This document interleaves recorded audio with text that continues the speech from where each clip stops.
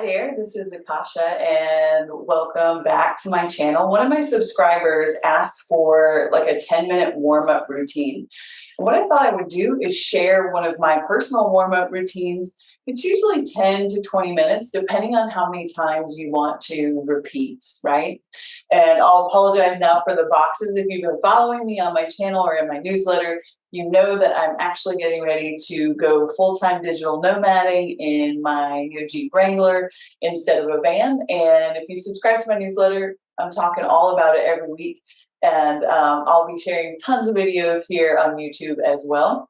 But let's get back to this practice. So I like having a mat always. But, you know, if you're traveling and you don't have a mat, you could do this on a blanket, on like if you have an outdoor rug. You know, I've even had times when I've been camping where I've used the camping pad as my mat. So just know that the mat isn't always necessary to have the practice. Your breath and your body are really the only two requirements, and then clearly focusing your mind. So what we'll do in this particular practice is we'll start in a hand and knee position. And again, I'll be doing this the way that I do this in the morning when I wake up. So I start in child's pose, if possible, forehead to the floor. Sometimes that doesn't happen first thing in the morning. And full breath in and out here. 2 more.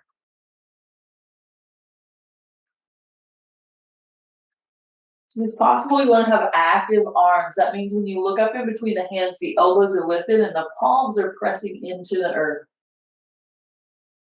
You'll inhale, slowly come up into table pose, wrist creases parallel to the top of the mat. Knees come a little bit closer together and make sure the knees are underneath the hips. As you exhale, tuck and round. As you inhale, arch toward the floor, tilt the tailbone up, draw the shoulders back.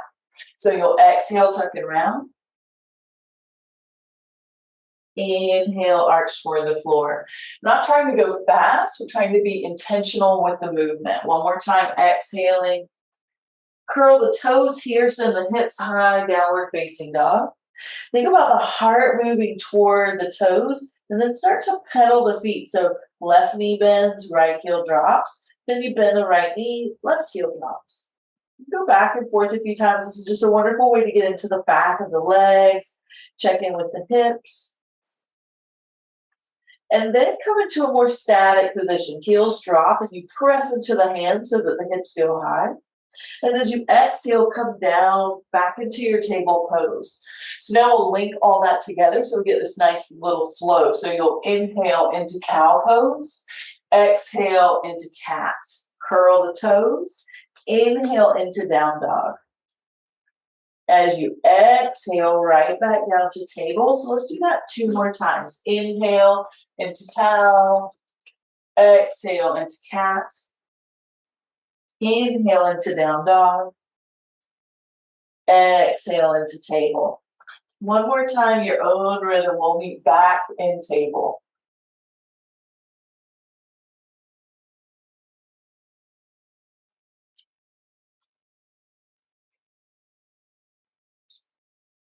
Once you're back in table pose, we'll do the cycle again, but this time we'll add a plank as opposed to coming back down the table.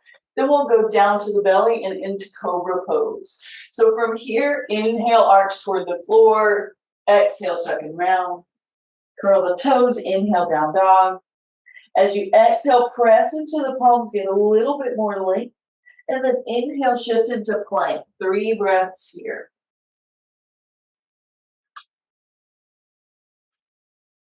One more. Exhale to the knees or go through a push-up, whatever works best for you. Come down to the belly, shoulders draw back, curl up, cobra. Any back pain, feet far apart, no back issues, big toes can be touching. You decide. And make sure that you aren't thrusting the chin, but instead you're drawing the chin in. This will really help you get more upward movement in the upper back. One more breath. As you exhale, melt it down. Press back up to your plank pose and inhale back to down dog. 3 breaths here. Exhale, walk the feet forward so that you come into a forward fold somewhere near the front third of the mat. If you're doing the practice in the morning, just go ahead and bend the knees a little bit. This is going to liberate the low back because it gives the hamstrings a little bit more space. Crown of the head drops. And then we have this flat back position. So you want to come up and you want this to feel like table pose, but be mindful of leaning back. You want the weight to be in the balls of the feet so that we have ankle, knee, and hip alignment here. Then as you exhale, bend the knees, plant the fingertips, step the right foot back. Come into a runner's lunge and just gaze forward. Really fire up that back leg by pressing the heel back. Option, if this is too intense, is to just drop that right knee down. You could have blocks underneath the hands. 3 breaths here, each side. 1 more. Float that right knee back up. If you happen to drop it down, take an inhalation, and then as you exhale, step the foot back in. Forward fold. Again, half lift. Exhale, bend the knees, plant the hands, step the opposite side back. Again, option 2, drop the knee. Head gazes forward or head slightly comes up. Just think about the bottom of the chin stays parallel to the earth. This will really keep you from doing too much work in the neck. 1 more breath here. Or remember, you could have the lifted knee. Inhale. As you exhale, step forward. Inhale, half lift up. Exhale, bend the knees, plant the hands, step back to plank.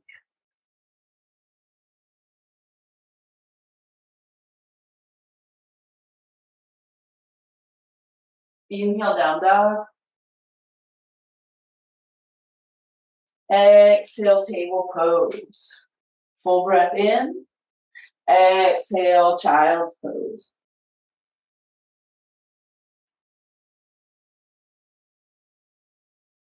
And then from here, I usually come up. I've usually done that cycle that you just did with me 3 times. 3 full times. So we would do it again. And then 1 other time, meet back here in child's pose. Or you could just do it once or twice. And then I come onto the seat. Take my legs long for a moment. Really establish the foundation no matter what shape that you're doing. Draw the left knee in. And just take a really gentle twist here. So we're not trying to crank on the body. Especially if you're doing this early in the morning, you want to let the body find the space with the breath. Right foot active, or if you have the left foot forward, that foot would be active, not out and relax. This just stabilizes the low back. I usually do 5 breaths each side. And then other side.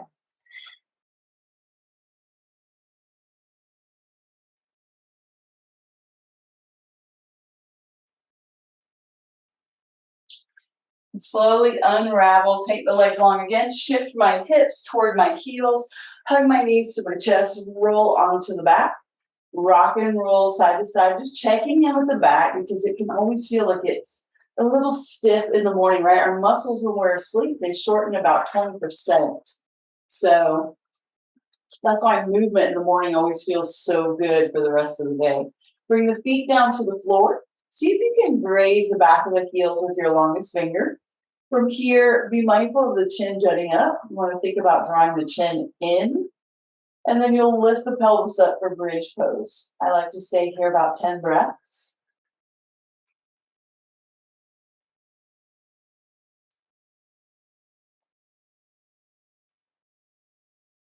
Option to interlace the fingers.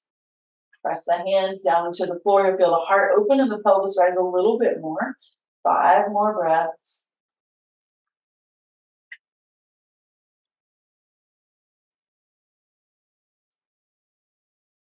If you took that option to bind, you'll slowly unbind, walk the shoulders out, and then lower down really nice and slow so that the sacrum and the tailbone are the last things to touch. Walk the feet together, let the knees open out like the side of a book. Arms can go out, they can go up overhead if you want a little bit more side body length.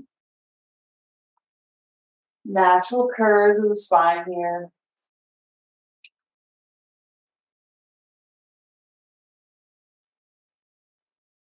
I'm going to bring my hands down, slowly assist the legs coming back. Give the legs a nice little squeeze, even lifting the head up, rocking and rolling side to side.